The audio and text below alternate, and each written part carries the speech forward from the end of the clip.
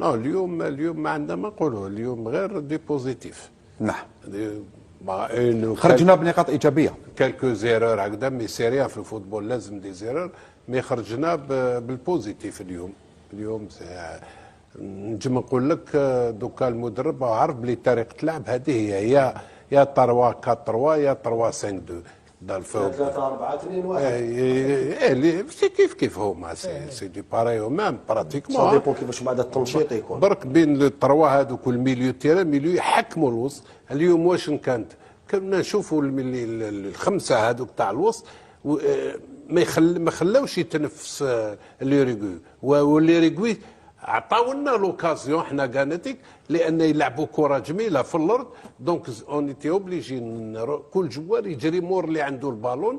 دونك خدمنا في الوسط وما خلينا لهمش بوكو ديسباس والو. زيتي انتيليجو عارفوا كيفاش يكريو، مي ما لحقوش او فينال، ما لحقوش اللي بيت. والناخب الوطني فلاديمير بيتكوفيتش من اكساس عودنا على تغيير الخطط عفوا نقول اثناء المباريات. شفناها في كاس افريقيا وشفناها كذلك اليوم امام الاوروغواي.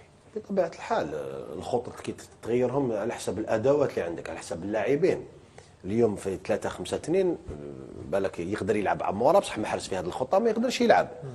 اليوم سي نورمال يكونوا عنده افكار جديده، وما يخفالكش باللي بيتكوفيتش عنده حوالي عامين هو في المنتخب الوطني. خلاص حفظ كاع اللاعبين، حفظ الطريقه ديالهم، شكون اللي يدافع مليح، شكون اللي يهاجم مليح، شكون اللي يربح الصراعات. اليوم خلاص، اليوم كما نقولوا ما عندوش عذر باش يقول لك انا مازال راني نسيي في الفريق. ولا تقول لي بالك تقول لي اللاعبين اللي كانوا يقدموا اضافه من قبل اللي عندهم 6 سنوات اللي كانوا في نفس عندهم في واحد المستوى تصاعدي. اليوم سي نورمال تقدم في العمر، انت محرز ماشي تقدم 19 بن سبعيني كذلك، مندي كذلك، اسمع عده لاعبين اللي مازالهم في المنتخب ومازالهم يمدوا الاضافه.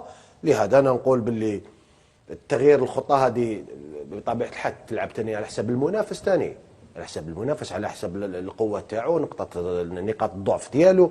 كره القدم تغير دوكا ولات تكتيكيين كثيره، تكتيكيين. لهذا فقدت كما نقولوا النكهه. كي تشوف اليوم اللقاء تاع المنتخب الوطني ضد الاوروغواي، سي فري شفنا من ناحيه الاندفاع البدني صلابه دفاعيه، ما شفناش. شفت انت الجارديان تشبك ما عدا لوكاس زيدان في اللقطه تاع فالفيردي التسديده، ما كاش المتعه تاع كره القدم، ما شفناهاش. شفنا اندفاع بدني، شفنا الصراعات الثنائيه، شفنا الكرات الثابته.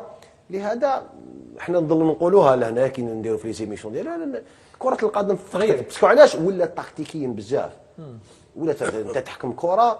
راك شفت الفريق تاع المنتخب الوطني او الاوروغواي يولي يدافع شغل الدفاع بكتله تاع وسط كيفاش يقولوا كتله متوسطه منخفضه. يعطيك الصحه. انت ايماجين انت يدافعوا لك ب10 لاعبين، كيفاش حتلقى الثغرات؟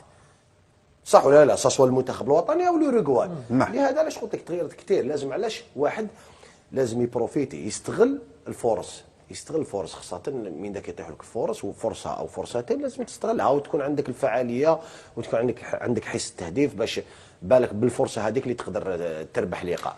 نعم. علي بن شيخ، بالعودة إلى البطاقات الصفراء شفنا نرفزة زائدة من بلغالي، ورامي بن سبعيني دائما يقع في نفس الأخطاء.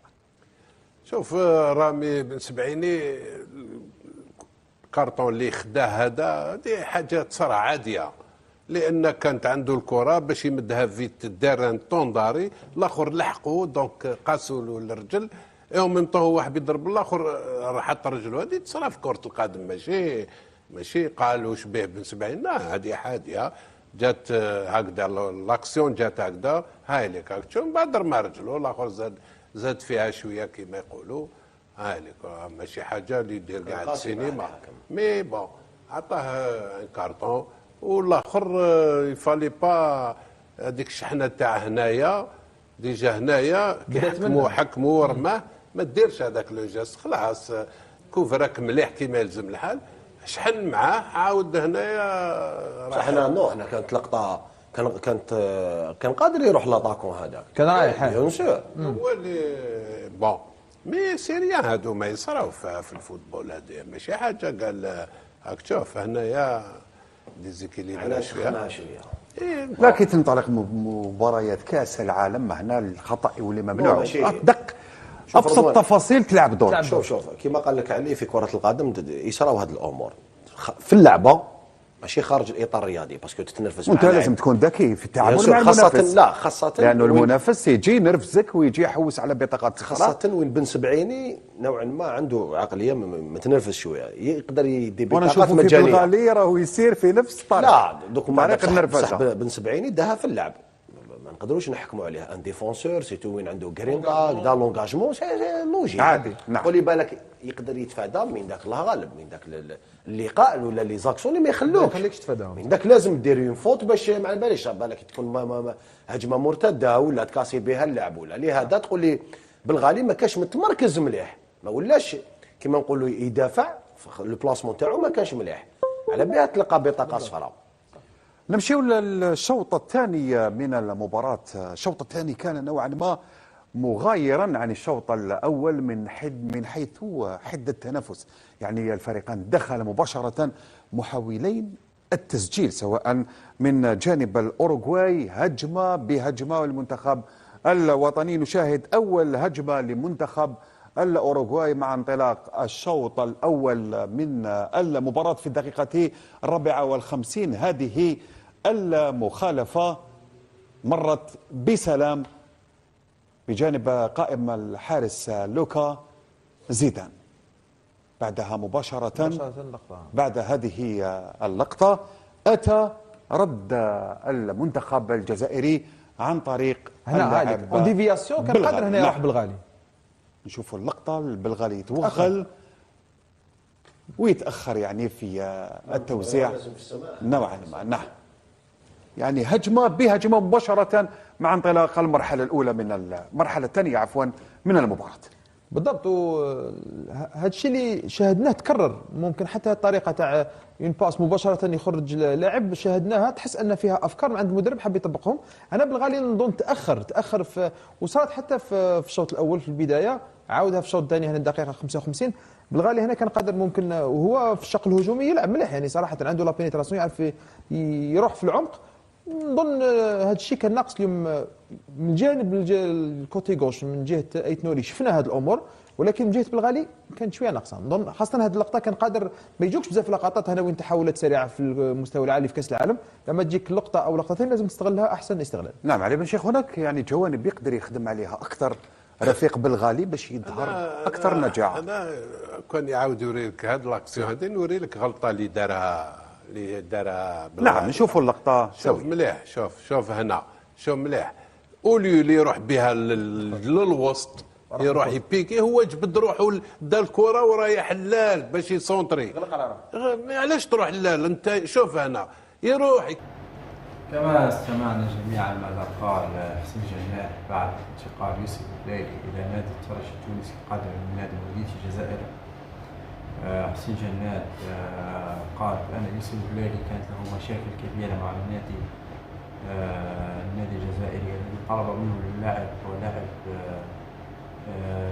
شقيقه فارس في النادي الجزائري، لكن الجزائر رفض ذلك.